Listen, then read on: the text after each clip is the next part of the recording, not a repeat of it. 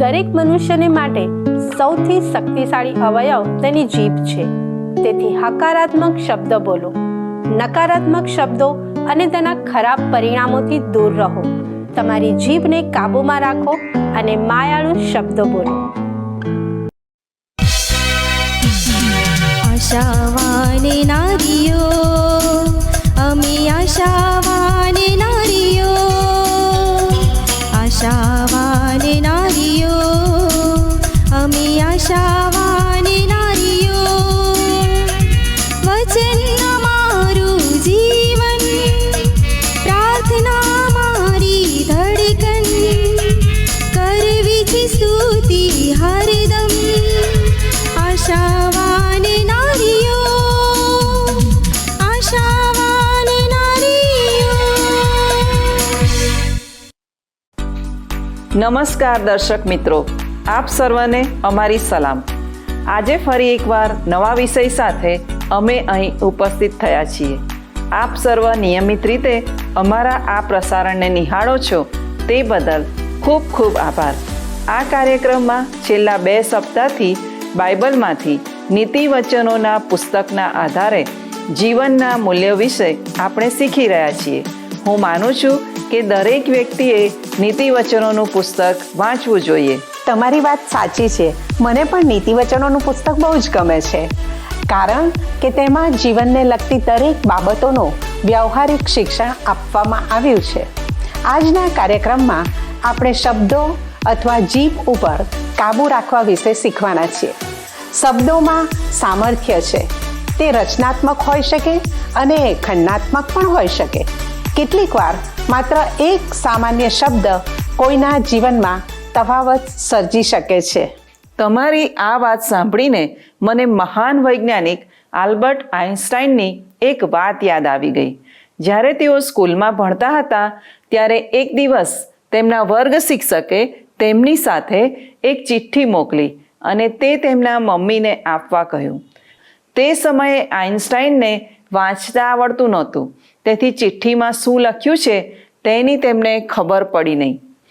ઘરે આવીને તેમણે તે ચિઠ્ઠી પોતાની માતાને આપતા કહ્યું કે મારા શિક્ષકે આ તમને આપવા કહ્યું છે. જ્યારે આઇન્સ્ટાઈનની માતાએ તે ચિઠ્ઠી વાંચી ત્યારે તેમની આંખોમાં આંસુ આવી ગયા, પણ તેમણે તરત જ પોતાની જાતને સંભાળી લીધી. આઇન્સ્ટાઈને પૂછ્યું કે ચિઠ્ઠીમાં શું લખ્યું છે? ત્યારે માતાએ જવાબ આપતા પોતાના દીકરાને કહ્યું કે તમારો દીકરો બહુ હોશિયાર છે, તેથી અમે તેને આ સ્કૂલમાં રાખી શકીશું નહીં. તે એક દિવસ આ દુનિયામાં મોટો તફાવત સર્જી શકે છે. આ સાંભળીને આઇન્સ્ટાઈનને બહુ આનંદ થયો. તે દિવસે તેમની માતા બજારમાં જઈને તેમના માટે અભ્યાસના પુસ્તકો ખરીદી લાવી અને તેણે જાતે જ પોતાના દીકરાને ભણાવવાનું શરૂ કર્યું. તેનું પરિણામ શું આવ્યું તે આપણે સૌ જાણીએ છીએ. આઇન્સ્ટાઈન 20મી સદીના મહાન વૈજ્ઞાનિક બન્યા. જો તેમણે વિજ્ઞાનની બધી શોધ ના કરી હોત તો આપણું રોજિંદુ જીવન આટલું સરળ ના હોત. ખરેખર એક માતાની સમય સૂચકતાને લીધે આપણને મહાન વૈજ્ઞાનિકની ભેટ મળી. પણ મારે જાણવું છે કે આઇન્સ્ટાઈનના શિક્ષકે તે ચિઠ્ઠીમાં શું લખ્યું હતું અને તેની માતાની આંખોમાં આંસુ કેમ આવી ગયા તે મારે જાણવું છે. શું તમે તે અમને કહેશો? ચોક્કસ, આપણે દરેકે તે જાણવું જોઈએ. આઇન્સ્ટાઈનના માતાના મૃત્યુ પછી તેમને પોતાના શિક્ષકની ચિઠ્ઠી મળી. તેમની માતાએ સાચવીને પોતાના કબાટમાં તેને રાખી મૂકી હતી. તેમણે બહુ ઉત્સુકતાથી તે ચિઠ્ઠી વાંચવાની શરૂઆત કરી. તેમાં લખ્યું હતું કે તમારો દીકરો અભ્યાસમાં બહુ નબળો છે અને બીજા બાળકોની જેમ તે ભણી શકે એમ નથી, તેથી અમે તેને અમારી સ્કૂલમાં રાખી શકીશું નહીં. તમે તેને હવેથી સ્કૂલમાં મોકલશો નહીં. આ વાંચતા જ આઇન્સ્ટાઈનની આંખોમાં પણ આંસુ આવી ગયા. તેમની સાથે જે બન્યું હતું તેને લીધે નહીં, પણ આ પરિસ્થિતિમાં જે રીતે તેમની માતાએ તેમને પ્રેમથી સંભાળી લીધા, પોતે તેમને ભણાવ્યા અને આટલી સફળતા હાંસલ કરવા માટે જે પ્રોત્સાહન પૂરું પાડ્યું તે બધું યાદ કરીને માતા પ્રત્યેનો તેમનો આદર અને માન બહુ જ વધી ગયું. આ કેટલી અદ્ભુત વાત છે, ખરું ને? સાચે જ શબ્દોમાં સામર્થ્ય છે. તે તમને પાડી શકે છે અને ઉપર પણ ઉઠાવી શકે છે. હું માનું છું કે તમને પણ જીવનમાં આવો અનુભવ ચોક્કસ થયો હશે, જ્યારે તમને કોઈના બોલવાથી ઉત્તેજન મળ્યું હોય અથવા કોઈના શબ્દોથી નિરાશા પણ સાંપડી હોય. તમારા જીવનમાં કોના શબ્દો બહુ અસરકારક બન્યા છે? તે તમારા શિક્ષક હોઈ શકે, તમારા માતા પિતા હોઈ શકે, તમારા આગેવાન હોઈ શકે અથવા તમારા મિત્ર પણ હોઈ શકે. મને આશા છે કે તેઓના શબ્દો તમારા માટે આશા અને ઉત્તેજનનું કારણ બની રહે. મિત્રો, આપણા શબ્દોમાં ખરેખર પરાક્રમ છે અને તેના મૂળ બહુ ઊંડા હોય છે. નીતિવચનો 16:24 બાઇબલ શીખવે છે, માયાળુ શબ્દો મધ જેવા છે. તેઓ આત્માને મીઠા લાગે છે તથા હાડકાને આરોગ્ય આપે છે. કોઈના એક શબ્દથી અથવા ભલાઈના કૃત્યથી તમારા જીવનમાં મોટો તફાવત સર્જાય છે. એક ધર્મગુરુ એવું કહે છે, મનુષ્યને માટે સૌથી શક્તિશાળી સાધન તેના શબ્દો છે. કોઈને ઉત્તેજન આપીને તમે તેનો રચનાત્મક ઉપયોગ કરી શકો છો અથવા નિરાશાજનક શબ્દો બોલીને તમે તેને નુકસાન પણ કરી શકો છો. તમારા શબ્દોમાં કોઈને મદદ કરવાનું, કોઈને સાજા કરવાનું, કોઈને નમ્ર કરવાનું સામર્થ્ય છે અને કોઈને દુઃખી કરવાનું, નુકસાન કરવાનું તથા હેરાન કરવાનું સામર્થ્ય પણ છે. વાલા દર્શક મિત્રો, વિચાર કરો કે તમારા શબ્દોની કેવી અસર અન્ય લોકો ઉપર પડે છે, હકારાત્મક કે નકારાત્મક. યોગ્ય અથવા સાચા શબ્દો તફાવત સર્જે છે તે યાદ રાખો. આપણે શું બોલીએ છીએ અને કેવી રીતે બોલીએ છીએ તે અગત્યની બાબત છે, કારણ કે તેની હકારાત્મક અથવા નકારાત્મક અસર ઊભી થાય છે. ઉત્તેજનનો એક નાનો શબ્દ કોઈના જીવનને બદલી શકે છે. આપણા માયાળુ શબ્દો અને એક હાસ્ય મારફતે આપણે કોઈને સશક્ત બનાવી શકીએ છીએ. યાદ રાખો, શબ્દો બહુ મહત્વના છે. તે આપણા વિચારોને સમજવા, આપણી લાગણીઓને વ્યક્ત કરવા અને આપણા વિચારોને બીજા સુધી પહોંચાડવા મદદરૂપ બને છે. તદ્દન સાચી વાત. શબ્દોમાં પરાક્રમ છે. આપણે જે બોલીએ છીએ તે સાંભળનાર લોકો પર કાયમી અસર ઊભી કરે છે. તમારા મિત્રો અથવા સલાહકારોએ ભૂતકાળમાં તમને જે સલાહ આપી અને તેને ધ્યાનમાં રાખીને તમે જે સારા નિર્ણયો તમારા જીવનમાં લીધા તેને યાદ કરો. સૃષ્ટિના સર્જનમાં પણ ઈશ્વરે શબ્દોનો ઉપયોગ કર્યો. યોહાન 1:3 લખ્યું છે, તેનાથી સઘળું ઉત્પન્ન થયું, એટલે જે કંઈ થયું છે તે તેના વિના ઉત્પન્ન થયું નહીં. મારી બહેનો, વિચાર કરો કે આ સુંદર સૃષ્ટિનું સર્જન કરવા એકમાત્ર સાધન તરીકે ઈશ્વરે શબ્દનો ઉપયોગ કર્યો. મારી બહેનો, આપણા શબ્દો પણ આવી જ રીતે કાર્ય કરે છે. જીવનના જુદા જુદા ક્ષેત્રોમાં તેનો ઉપયોગ કેવી રીતે કરવો તે આપણે વિચારીએ છીએ, પણ ઈશ્વરની દીકરીઓ તરીકે આપણે કેવી રીતે બોલવું તે વિશે આપણે બહુ વિચાર કરતા નથી. આપણે શું બોલવું અને શું ના બોલવું તે વિશે પણ આપણે ધ્યાન રાખીએ છીએ. પણ એક વાતનું ધ્યાન રાખવાની જરૂર છે કે આપણે એવી રીતે બોલીએ કે કોઈના જીવનને નુકસાન ના થાય. આપણે જીભ ઉપર કાબૂ રાખવાની જરૂર છે. મિત્રો, જો તમે જોયું હોય તો જુદી જુદી રમતોમાં ખેલાડીઓ પોતાના શરીરને રક્ષણ આપવા જુદા જુદા સાધનોનો કવચ તરીકે ઉપયોગ કરે છે.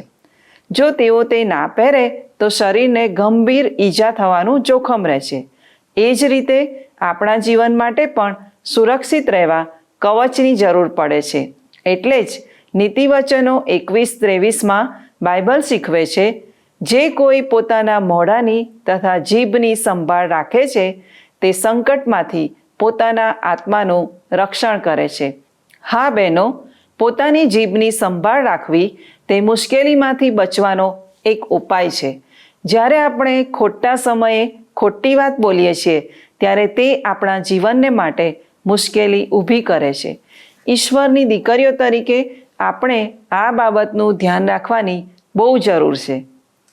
કેટલી બધી વાર આપણા શબ્દોને લીધે આપણે આવેલી તકોને અને આશીર્વાદોને ગુમાવી દઈએ છીએ.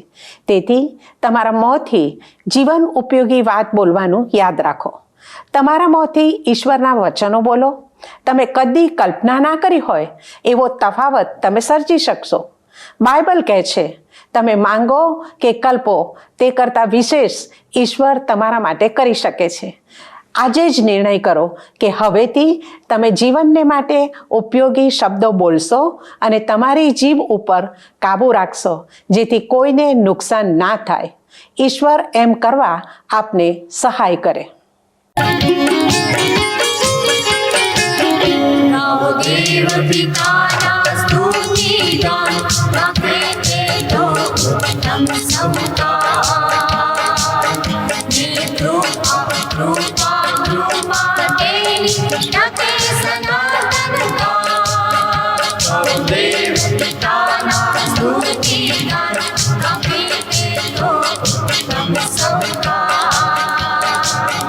ये कृपा कृपा कृपा गाते सनातन गान.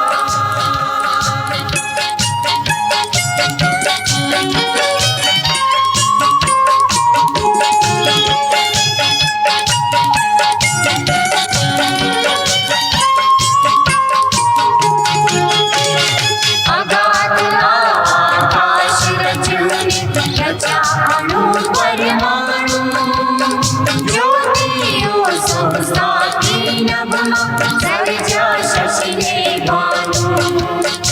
अगाध आकाश रचने रचाणु परमाणु, ज्योतियों संस्थाती नभमा सर्जा शशिने भानु. गाओ देव पिताना स्तुतिगान, गाते तेजो उत्तम समुदाय. ये कृपा कृपा कृपा तेरी, गाते सनातन गान.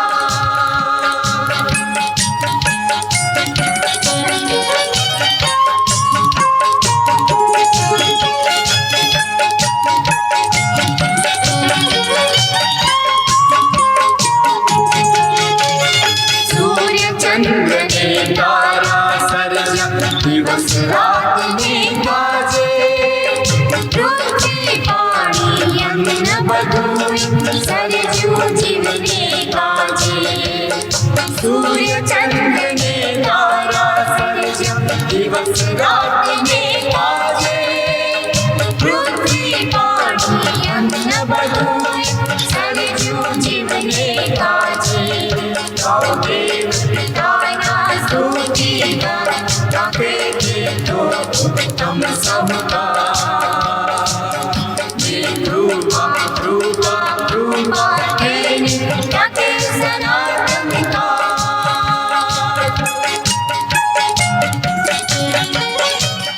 વહાલા દર્શક મિત્રો, આપ નિહાળી રહ્યા છો કાર્યક્રમ આશાવાન સ્ત્રીઓ. આજે આપણે બહુ ગંભીર વિષય પર વાર્તાલાપ કરી રહ્યા છે. તે છે આપણા શબ્દો પર અથવા જીભ પર કાબૂ રાખવો. આ કામ બહુ અઘરું લાગે છે, સાચી વાત ને?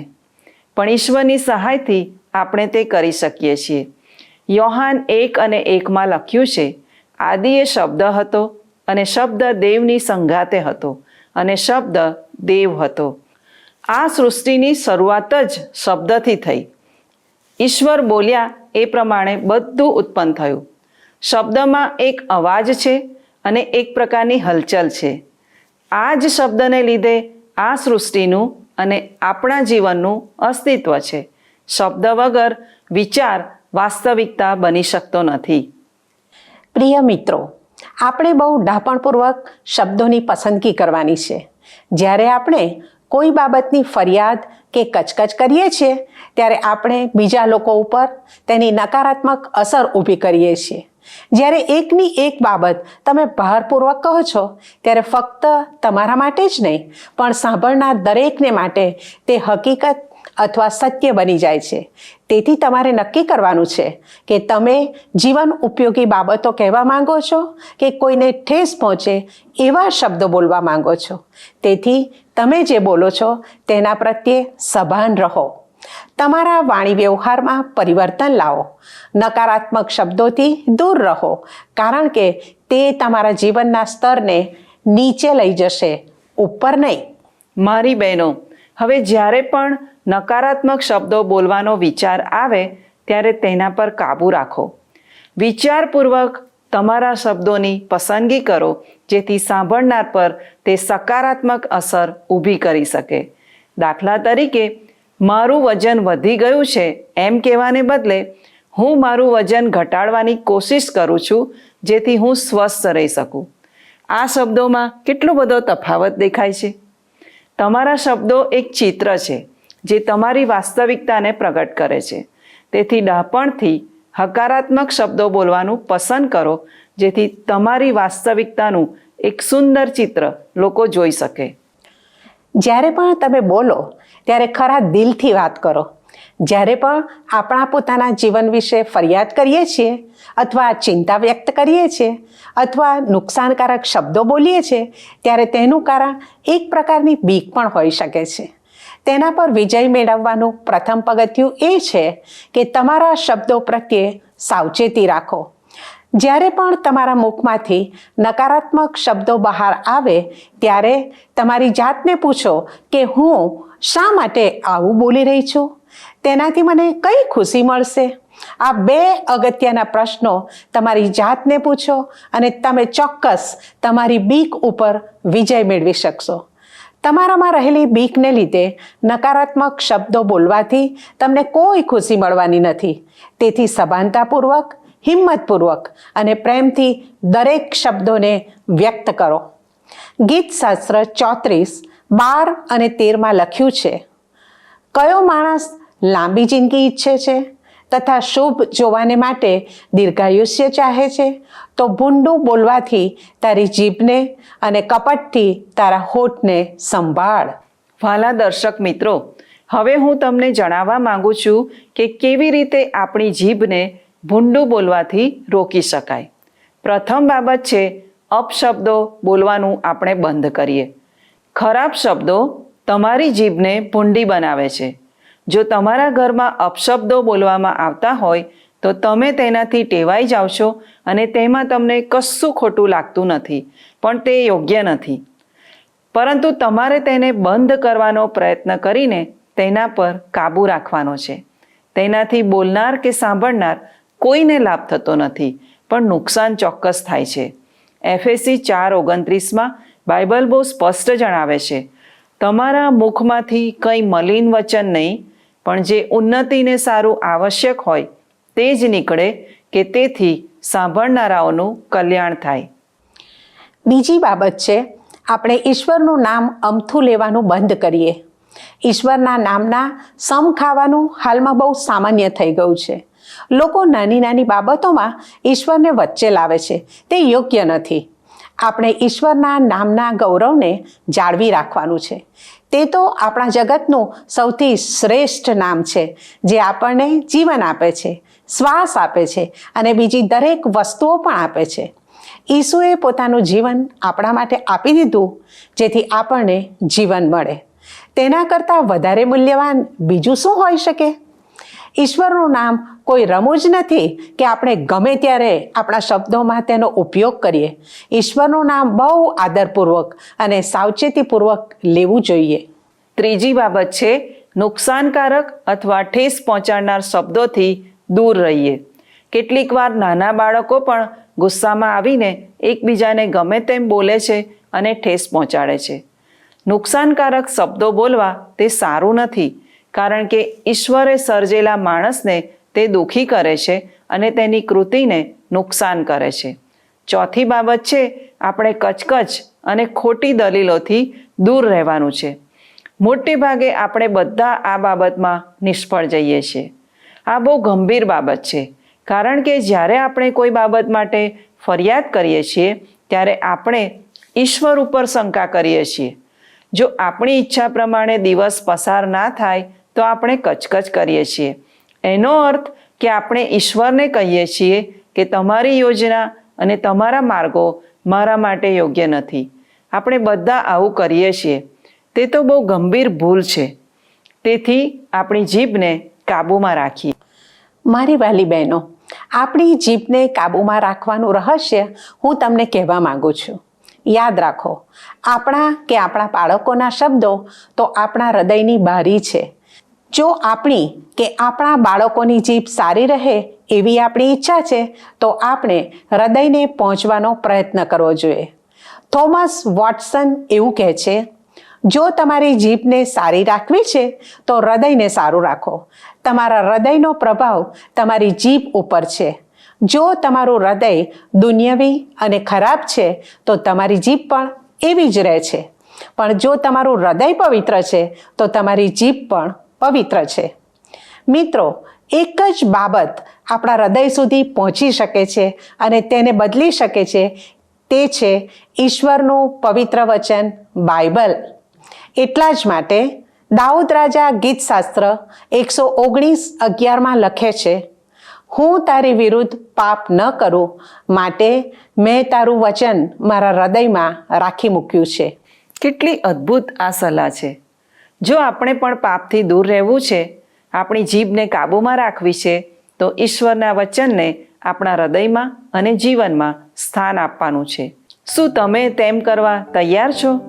આવો પ્રાર્થના કરીએ અને તે માટે ઈશ્વરની સહાય માંગીએ. પવિત્ર ઈશ્વર, આજના ઉત્તમ શિક્ષણને માટે અમે તમારો આભાર માનીએ છીએ. તમારા બાળકો તરીકે અમને મદદ કરો કે અમે અમારી જીભ ઉપર કાબૂ રાખી શકીએ. અમારા મુખમાંથી હકારાત્મક અને ઉત્તેજનદાયક શબ્દો બહાર આવે તેનું ધ્યાન રાખવા અમને મદદ કરો. બીજાને ઠેસ પહોંચાડનાર અને નુકસાન કરનાર શબ્દો પર નિયંત્રણ રાખવા અમને સહાય કરો. અમારા મુખના શબ્દો બીજાને માટે આશીષ અને ખુશી આપનાર બને એવું તમે થવા દો. ઈસુના નામમાં માંગુ છું. આમેન.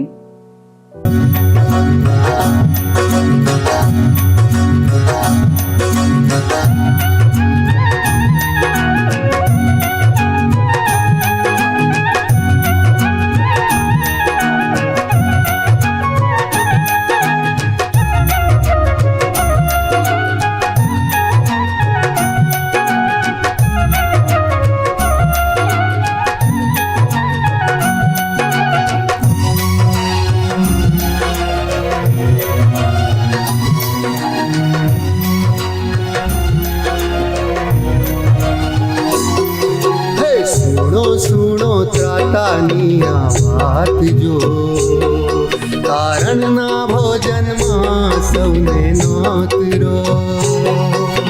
સુણો સુણો ત્રાતાની આ વાત જો, તારણના ભોજનમાં સૌને નોતરો.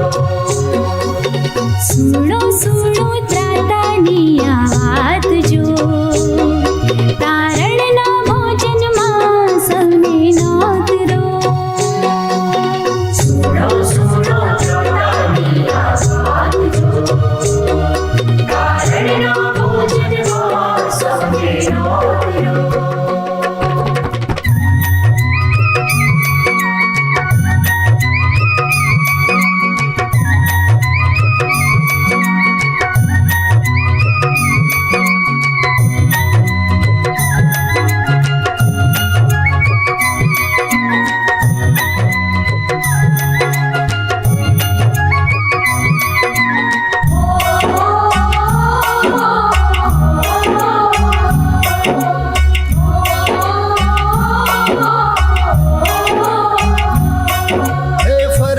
ફરજો ગુર્જર દેશે ભાત જો, ફરજો ફરજો ગુર્જર દેશે ભાત જો. ફરજો ગુર્જર દેશે ભાત જો, ફરજો ગુર્જર દેશે ભાત જો. હે ફરજો ગુર્જર દેશે ભાત જો, કારણના ભોજનમાં સૌને નોતરો. ફરજો ફરજો ગુર્જર દેશે ભાત જો, તારણના ભોજનમાં સૌને નોતરો. હે સુણો સુણો ત્રાતાની આ વાત જો, સૌને નોતરો.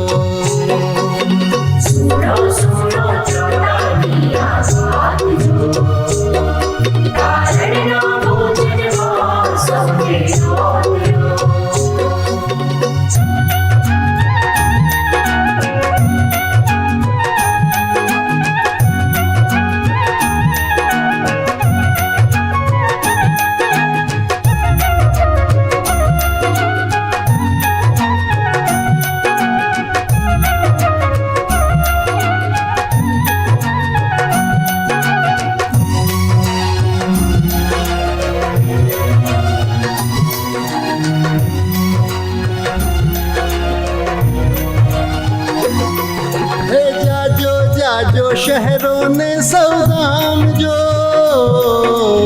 જાજો જાજો શહેરોને સૌ ગામજો.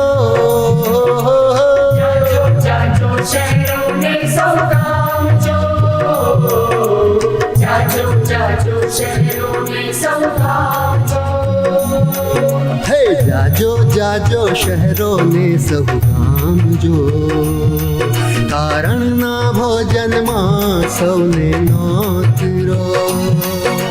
જાજો જાજો શહેરોને સૌ ગામજો, તારણના ભોજનમાં સૌને નોતરો.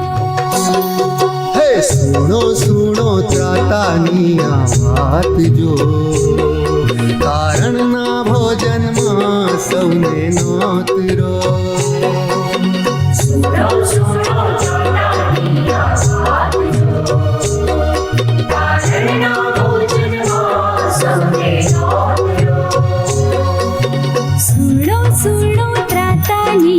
વાત જો, તારણના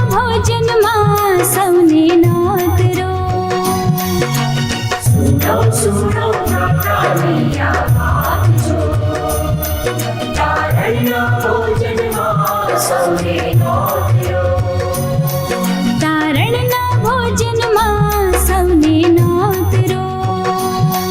તારણના ભોજનમાં સૌને નોતરો. કારણના ભોજનમાં સૌને નોતરો. તારણના ભોજનમાં સૌને નોતરો.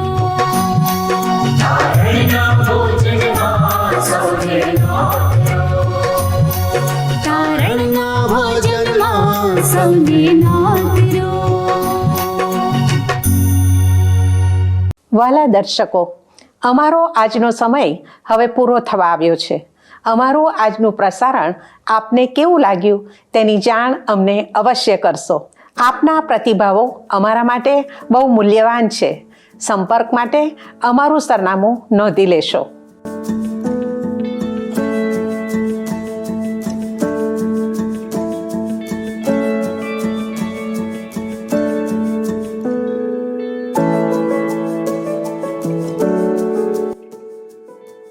જો આપ ફોનથી અમારો સંપર્ક કરવા માંગો છો તો અમારો ફોન નંબર છે 9998979026.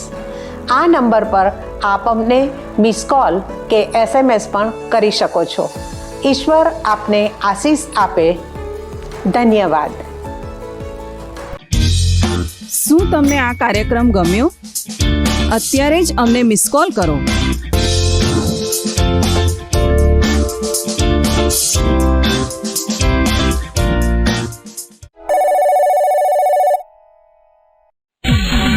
આશા